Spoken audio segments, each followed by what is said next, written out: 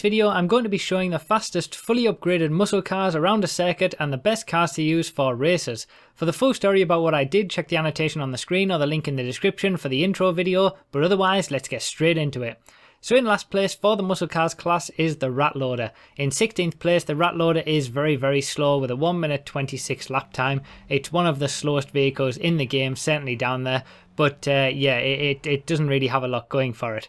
In 15th place though is the Slam Van, and that is not that much quicker with a 1 minute 25 lap time. It's just over a second quicker than the Rat Loader, but a hell of a lot more difficult to keep going in a straight line, and it pretty much doesn't have brakes, so it's very difficult, but in my opinion very fun to use. In 14th place, just ahead of the Slam Van, is the Rat Truck. Now the Rat Truck is basically the new version of the Rat Loader, and with a 1 minute 24 it's a good chunk quicker than the Slam Van. Very similar characteristics to the Slam Van, but just a little bit easier to manage.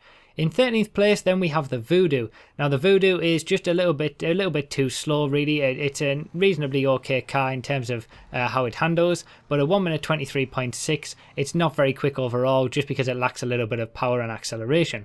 In 12th place we have the Picador. Now the Picador is the only muscle car that has 4-wheel drive, but it doesn't really help it all that much. With a 1 minute 23.0, it again, just like the Voodoo, it lacks that overall power and acceleration out of the corners.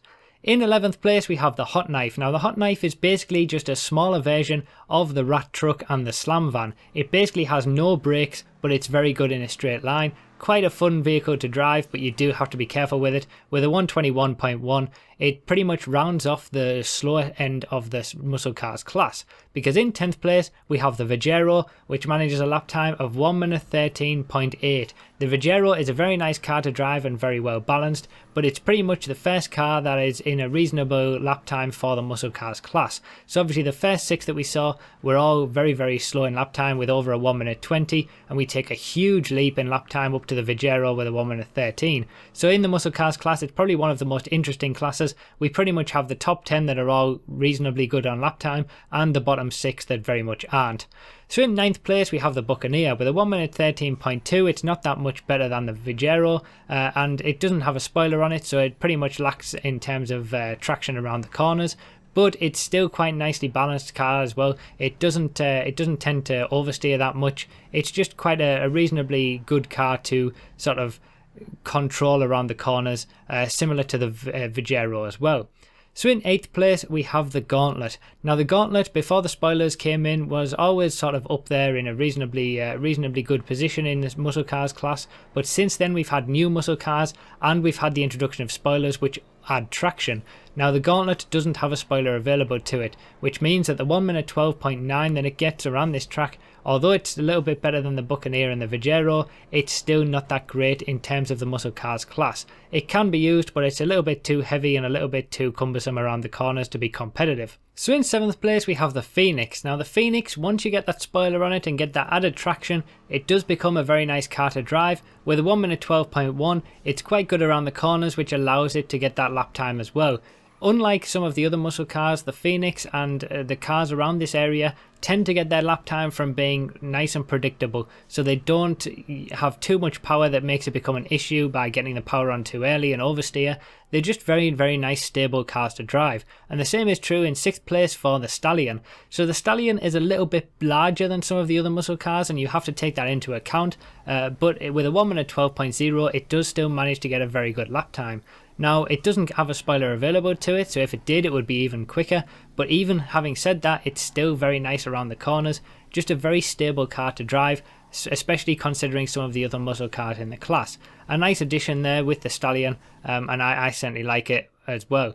So in 5th place, very similar to the Stallion, is the Sabre Turbo. Now they do feel very similar in the way that they drive, but the Sabre Turbo with a 1 minute 11.7 and the fact that it does have a spoiler giving it that extra traction, it means that it gets a little bit of a better lap time.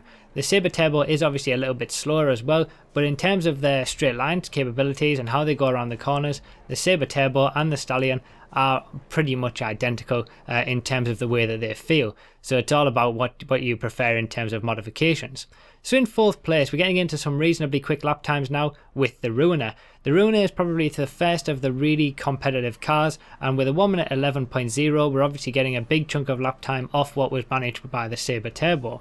So the Ruiner, it does lack a little bit in terms of overall straight line speed. It's very good around the corners and reasonably well planted as well, but just in terms of the overall straight line speed, that's kind of where it suffers a little bit compared to others.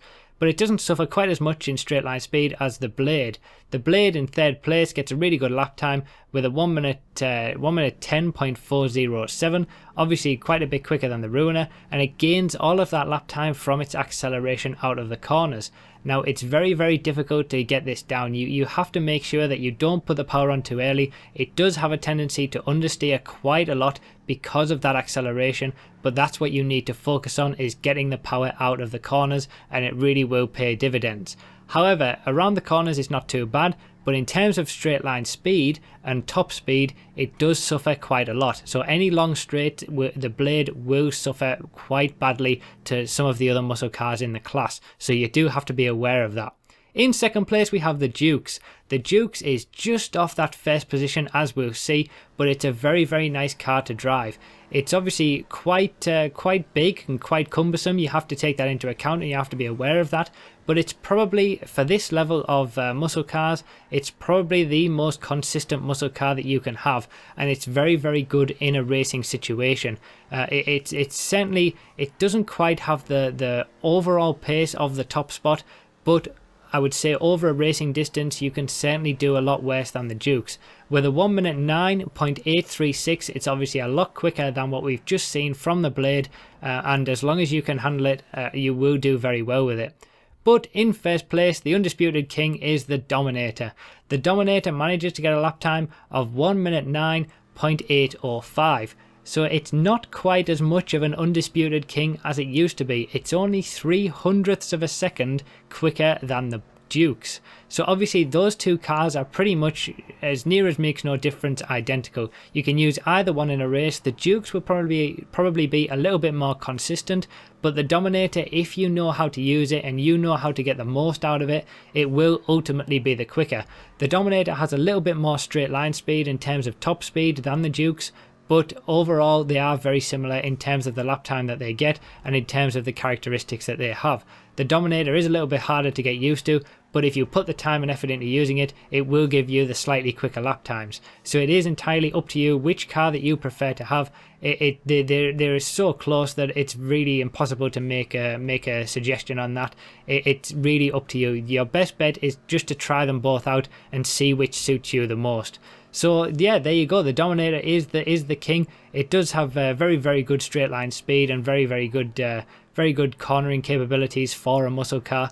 It does tend to oversteer a little bit, but as long as you can manage it, it will give you the better lap times. So there you go. Those are the best muscle cars to use for racing.